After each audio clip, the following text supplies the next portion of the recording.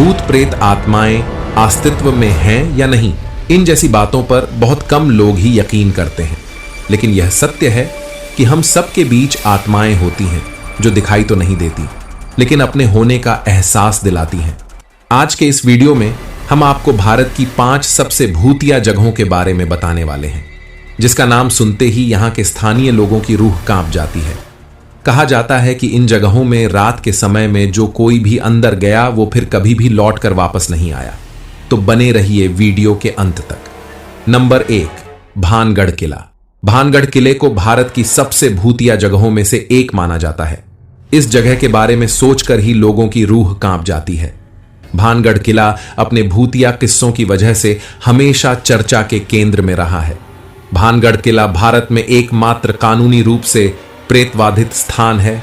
गांव के आसपास के कई लोगों ने रात के समय में इस किले से चीखने और चिल्लाने की आवाजें सुनने का दावा किया है। इस किले को शापित किला माना जाता है। इस किले को भूतों का महल या भूतों का भानगढ़ के नाम से भी जाना जाता है। यहां पर आने वाले सभी पर्यटकों को सूर्यास्त के बाद इस किले में जाने की अनुमति नहीं है। कहा जाता है कि इस किले में जो कोई भी रात के समय में अंदर जाता है वह कभी भी लौटकर वापस नहीं आता है। इसीलिए इस किले के बाहर एक बोर्ड लगा हुआ है जिस पर साफ लिखा है कि सूर्यास्त के बाद इस किले के अंदर जाना सख्त मना है। भानगढ़ किले के भूतिया होने के पीछे एक तांत्रिक का श्राप माना जाता है, जिसकी वजह से ही भानगढ़ का किला भूतों का किला बन गया। चलिए अब आपको इसके पीछे का रहस्य बताते हैं। दोस्तों, भानगढ़ किले में रत्नावती नाम की एक बहुत ही सुंदर राजकुमारी रहती थी और उस समय राजकुमारी की सुंदरता का गुणगान पूरे राज्य में था। जब यह खबर वहां के रहने वाले एक तांत्रिक के कानों में पड़ी तो वह राजकुमारी को देखने चला आया। जब तांत्रिक ने राजकुमारी को देखा तो वह राजकुमारी के प्यार में पड़ गया और तांत्रिक राजकुमारी को पाने की योजना बनाने लगा। तभी उसे पता लगा कि महल की दासी राजकुमारी के लिए इत्र लेने आई है। तो तांत्रिक ने राजकुमारी को जादू की मदद से अपने वश में करने का सोचा और इत्र में जादू टोना कर दिया। इस बात की खबर जब राजकुमारी के कानों में पड़ी तो उन्होंने तांत्रिक को मरवा दिया। लेकिन तांत्रिक ने अपनी आखिरी सांस लेने से पहले श्राप दिया कि यह किला और इसमें रहने वाले लोग भी नहीं बचेंगे, सब मारे जाएंगे और उनको मोक्ष भी नहीं मिलेगा। उनकी आत्मा इसी किले में भटकती रहेगी। यही वजह है कि तब से लेकर आज तक इस किले को लेकर लोगों में भय बना रहता है। इस किले का निर्माण 17वीं शताब्दी में राजा भगवान दास ने अपने छोटे बेटे माधो सिंह प्रथम के लिए बनवाया था। इसी वजह से इस किले का नाम भान सिंह के नाम पर भानगढ़ रखा गया। भानगढ़ का किला राजस्थान में अलवर की अरावली पहाड़ियों पर बना हुआ है।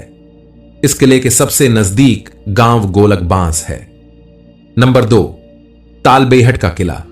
इस किले को भूतिया किला और मनहूस किला भी कहा जाता है। इस भूतिया किले के पीछे 7 मासूम लड़कियों की सिसकियों की वो दास्तान है जो आज भी रात के अंधेरे में लोगों को किले से सुनाई देती है। इसमें वह रोते हुए अपना दर्द बयां करती है। आलम यह है कि डर के मारे कोई भी इस किले के अंदर नहीं जाता। इस किले का निर्माण बाणपुर के राजा मर्दन सिंह ने कराया था। इस किले की देखभाल उनके पिता प्रहलाद सिंह करते थे। किले में अक्षय तृतीया के दिन नेग मांगने की रस्म होती है। इस रस्म अदायगी के पर्व पर तालबेहट की 7 लड़कियां राजा मर्दन सिंह के किले में नेग मांगने पहुंची।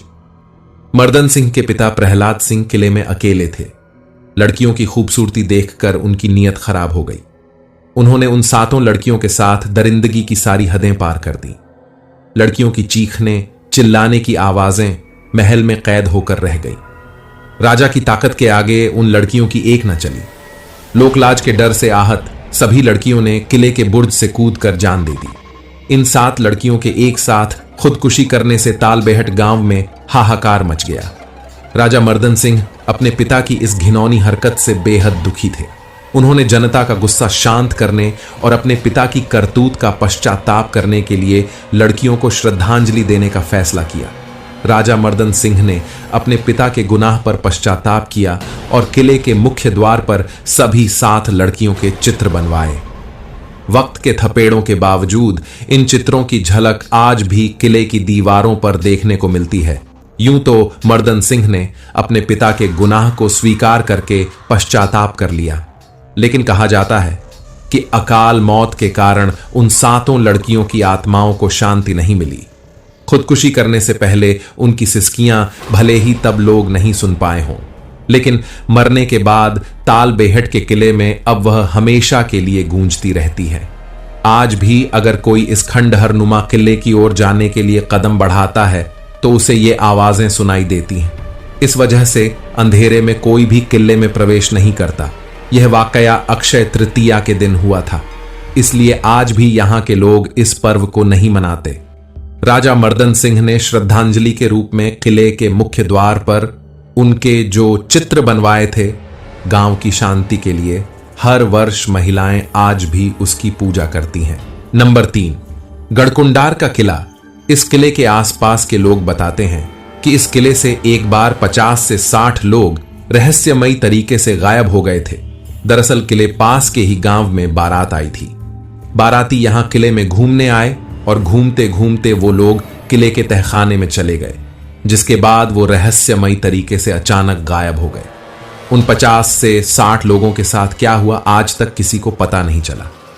किले में इस तरह की घटनाओं को बढ़ता देख किले के नीचे जाने वाले सभी दरवाजों को बंद कर दिया गया। आपको बता दें कि यह किला किसी भूल भुलैया से कम नहीं है। कई इतिहासकार बताते हैं कि किले में एक खजाने का रहस्य छुपा हुआ है, जिसे तलाशने के चक्कर में कई लोगों ने अपनी जान गंवा दी। इतिहास के जानकार बताते हैं कि यहाँ के राजाओं के पास सोने, चांदी, हीरे, जवाहरातों की कोई कमी नहीं थी। यहाँ के खजाने को ढूंढने की कोशिश कई लोगों ने की, लेकिन वो नाकाम रहे।